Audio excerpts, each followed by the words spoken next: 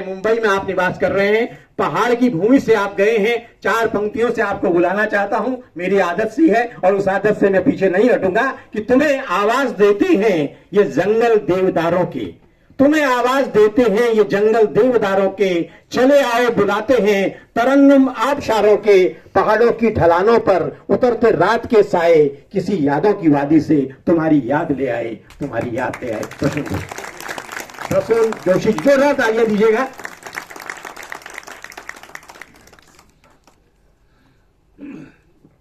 धन्यवाद हेम जी। पहले भी आपसे परिचय रहा और आपकी कला से मैं परिचित हूँ और आपका कितने सिद्धहस्त हैं आप, उसके लिए मुझे यहाँ बैठे हुए अतिथिगण सब जानते हैं आपको, और विश चीज आपसे अभी परिचय हुआ। आदरणीय भट्ट जी तो मैं बहुत ही सम्मान करता हूँ, और कितना अच्छा वो बोल के गए हैं और कितने हृदय से उन्होंने बोला है, और जिस तरह वो आई कांटेक्ट करते हैं, मुझे मतलब क्यों आप जहां है वहां क्यों है आप, इसका प्रमाण मिल जाता है। आप जिसे संबोधित करते हैं उसे देखते हैं। हम जनरली बहुत सीमाएं होती हैं, समय की सीमाएं होती हैं, और जैसे कहते हैं वी स्कैन थ्रू, और फिर कागज में देख के नाम पढ़ते हैं कि कोई मिस ना हो जाए, लेकिन आप दिल से नाम पढ़ते हैं, और ये गुण जो है यही आपको वहां ले जाता है जहां आप हैं, और हम सब आपका सम्मान करते हैं उसके लिए।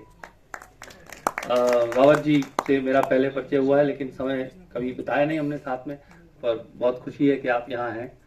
रमता जी, जब भी मिलता हूँ उनकी मुस्कान जो है वो बिल्कुल डिसार्मिंग स्माइल उनकी हमेशा जीवित रहे, और ऐसे ही रहे आपकी स्माइल, और हृदयांगम हमारा होता रहे, तो ऐसी। और Mahesh ji who is responsible for me being here, because Mahesh ji जो हैं वो ऐसे मित्र हैं जिन्हें मना नहीं किया जा सकता। तो महेश जी, मैं किसी वजह से बम्बई और दिल्ली के बीच झूलता रहता हूँ, तो उस झूलने में कहीं पेंडुलम को अपने बीच में पकड़ लिया, तो उसके लिए महेश जी, और महेश जी जितना काम कर रहे हैं, और पहाड़ से मेरा इनसे परिचय तब हुआ था जब ये अपने प्रशासनिक सेवा में थे, और मैं एक कैंपेन कर रहा था मिनिस्ट्री ऑफ टूरिज्म के लिए, अतिथि देवो भव, और मैं उसको, मेरा सोच थी वो, और काम कर रहा था, और आमिर खान और मैं इनसे मिले थे, याद है।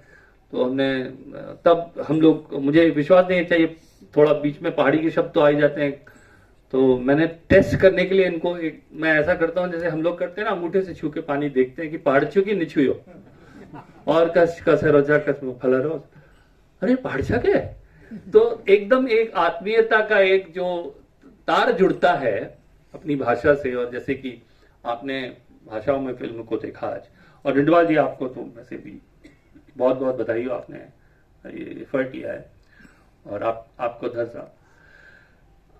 कि जरूरी ये है कि जब भी हम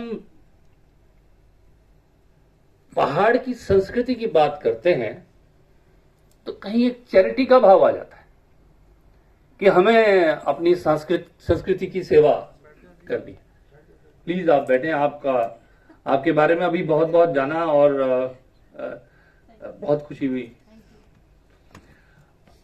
जब भी हम संस्कृति की बात करते हैं तो कहीं किसी को बीड़ा उठाना होता है, ऐसा लगता है कि अब खासकर यूथ को ये लगता है कि भाई अब कोई एक परिश्रम की बात हो रही है। और जब मेरा बहुत संबंध रहा ऐसे विषयों से भी जो मुश्किल विषय थे, जैसे तारे ज़मीं पर फिल्म मैंने की थी, मुश्किल विषय है, लेकिन आप अगर उसको सहजता से प्रस्तुत करते हैं तो वो एक दुरूह जिसे कहते हैं, वो जिसमें एक बोझ का सा भाव कि ये हमें बैठकर देखनी है और बनानी भी उसी भाव से है, एक सहजता को कहीं हम खो देते हैं। और मुझे लगता है अपनी संस्कृति का जब भी हम उत्तराखंड में उसका जिक्र करते हैं तो कहते हैं कि भाई कुछ बीड़े को उठाए और उसको बोरिंग कर देते हैं, उससे यंग लोग कनेक्ट नहीं होते हैं। तो कोशिश ये होनी चाहिए कि मनोरंजक फिल्में भी हमारे क्योंकि पहाड़ को सिर्फ लोकेशन की तरह यूज करना और कहना कि उसका मतलब है कि पहाड़ों में उत्तराखंड में फिल्मों का जो है वर्चस्व बढ़ रहा है या फिल्में वहां बन रही हैं, तो एक तरह का कि मिथ्या ही होगी, क्योंकि लोकेशन में तो कोई भी यूज कर सकता है। लेकिन वहां से सुशीला जी आए और फिल्म को प्रस्तुत करें, वहां के कलाकार फिल्म बनाएं, और वो फिल्म जिसे महेश जी अच्छी तरह समझेंगे कि it generates economy also, because वो देखिए चैरिटी एक हद तक ही चल सकती है और उस पर सब भार डाल देना, तो एक उद्योग के रूप में, मनोरंजन उद्योग के रूप में अपनी रिस्पॉन्सिबिलिटी को समझते हुए उसे बढ़ावा देने की आवश्यकता जो है उसे दरकिनार नहीं कर सकते आप।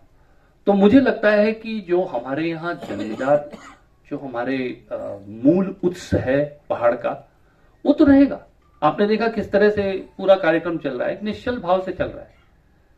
हेम जी गाने लगे, विश जी ने उन्होंने तारतम्य बिठाया, फिर जौनसारी में उन्होंने गाना, तो एक इस तरह का भाव तो हमें कहीं से सीखने की आवश्यकता नहीं है। जो कला के लिए जो एक कला का जो मूल होता है, एक निश्चलता होती है, एक नैसर्गिक जो नैसर्गिक रूप से प्रस्फुटित होती है, जिसे स्पॉन्टेनिटी कहते हैं, वो तो कहीं है ही। आप देखें बातों बातों में हम लोग बड़ी सरलता से गीत गा दिया हमारे मंत्री जी ने, मतलब इतना आप कहां देखते हैं कि इतनी सरलता से कोई गीत गा के निकल जाए, और कोई भार वहन नहीं किया उसका कि मैं अब गीत गाने जा रहा हूं, सब शांत हो गए, भाई अब क्या होगा, भाई होगा, अब तो गीत गाएगा, गीत गा के निकल जाएगा। यही तो पहाड़ की संस्कृति है, यही तो हमारी धमनियों में दौड़ती है। ये सहजता हमें किसी से सीखने की आवश्यकता नहीं है, सीखने की आवश्यकता है स्ट्रक्चर, जो मुझे जाकर फिल्म इंडस्ट्री में महसूस हुआ कि अभी हमने 10 साल, मेरी एक फिल्म और थी भाग मिल्खा भाग, उसमें 10 साल बिताए। मुश्किल होता है एक बड़ी फिल्म बनाना, मुझे मालूम है, कई हमें पता भी नहीं लगा 10 साल उसके बीत गए, और हम देखते हैं कि कितना उसके लिए मेहनत और मुझे 2.5 साल उस स्क्रिप्ट पे मैंने काम किया था। 2.5 साल स्क्रिप्ट पे काम करना, कि रातों रात कोई चीज नहीं बनती, उसे खड़ा करना, उसे bit by bit, brick by brick जिसे कहते हैं, वो हम लोग को सीखने की आवश्यकता है, वो प्रक्रिया हमें सीखने की आवश्यकता है। लेकिन प्रतिभा है, बहुत नैसर्गिक प्रतिभा है, उसके लिए हमें कहीं जाने की आवश्यकता नहीं। उसके प्रमाण हमारे, उसके साक्ष्य आपको हमारे रोजमर्रा के जीवन में मिलते हैं, बैठे बैठे जिस तरह से हम बात करते हैं उसमें मिलते हैं। तो मुझे लगता है कि उसकी तरफ अगर मंत्री जी प्रयास हो, और उसको अगर आगे बढ़ाने के प्रयास हो, क्योंकि देखिए पहाड़ जो है वो छल नहीं सिखाता। कोई मुझसे कहता है कि what is the difference being brought up in city and Uttarakhand, क्या आपको फर्क क्या लगता है?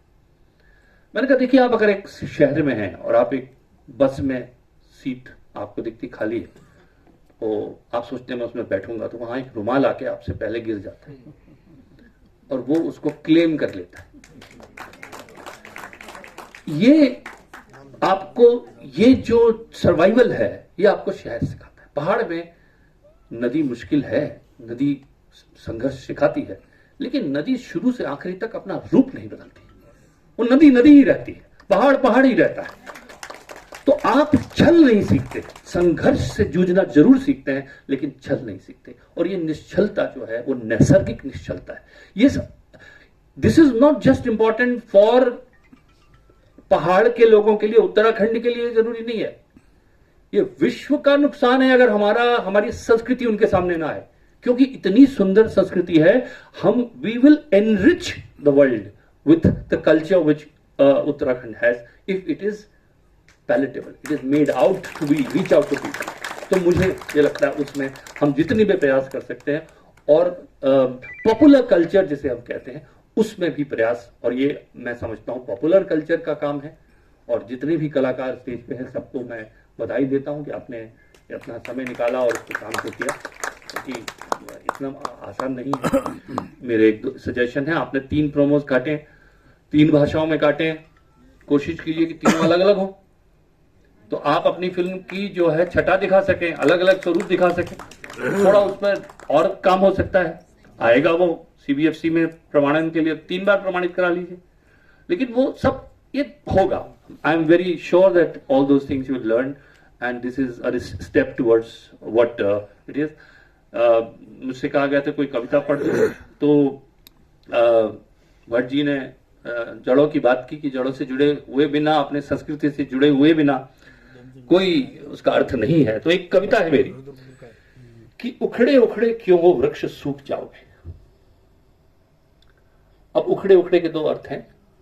उखड़े उखड़े क्यों हो वृक्ष सूख जाओगे, जितनी गहरी जड़ें तुम्हारी उतने ही तुम हरियाओगे। धरती के अंतस में जो गहरा उतरेगा, धरती के अंतस में जो गहरा उतरेगा, उसी के नैनों में जीवन का राग दिखेगा। जिन पैरों में मिट्टी होगी धूल सजेगी, उन्हीं के आगे एक दिन सारा विश्व झुकेगा। धरती के अंतस में जो गहरा उतरेगा, उसी के नैनों में जीवन का राग दिखेगा। जिन पैरों में मिट्टी होगी धूल सजेगी, उन्हीं के आगे एक दिन सारा विश्व झुकेगा। तने तने से क्यों, तने तने से क्यों हो वृक्ष टूट जाओगे। जितना झुकना तुम सीखोगे, उतने ही तुम लहराओगे। तुम तक पत्थर आते हैं, आपको तो राजनीति में पत्थर मिलते, तुम तक पत्थर आते हैं, सौभाग्य तुम्हारा। तुम कुछ दे सकते हो, ऐसा भाग्य तुम्हारा। पर पत्थर जो है फलदार वृक्ष पे मारे जाते, झड़ता है कुछ वहां से, टपकता है। तुम तक पत्थर आते हैं, सौभाग्य तुम्हारा। तुम कुछ दे सकते हो, ऐसा भाग्य तुम्हारा। यदि तुम पर यौवन आएगा, पुष्प खिलेंगे, कभी एक दिन महकेगा वैराग्य तुम्हारा। शुष्क शुष्क से क्यों हो, शुष्क शुष्क से क्यों हो वृक्ष मुरझ जाओगे। जितना अश्रु नहाओगे तुम, उतने ही खिलते जाओगे। जड़ का होना और जड़ होना अलग अलग है। जड़ का होना और जड़ होना अलग अलग है। जड़ के बिना कहां चेतन तुम हो सकते हो। जड़ का होना और जड़ होना अलग अलग है। जड़ के बिना कहां चेतन तुम हो सकते हो। चुप हो जाना और चुप रहना अलग अलग है। शब्द बिना तुम अर्थहीन हो खो सकते हो। सिमटे सिमटे क्यों हो वृक्ष बिखर जाओगे। ये शाखाएं नृत्य करेंगी हवा से जब तुम बतियाओगे। उखड़े उखड़े क्यों हो वृक्ष सूख जाओगे। जितनी गहरी जड़ें तुम्हारी, उतने ही तुम हरियाओगे। धन्यवाद, बहुत बहुत बधाई संजय जी आपको भी।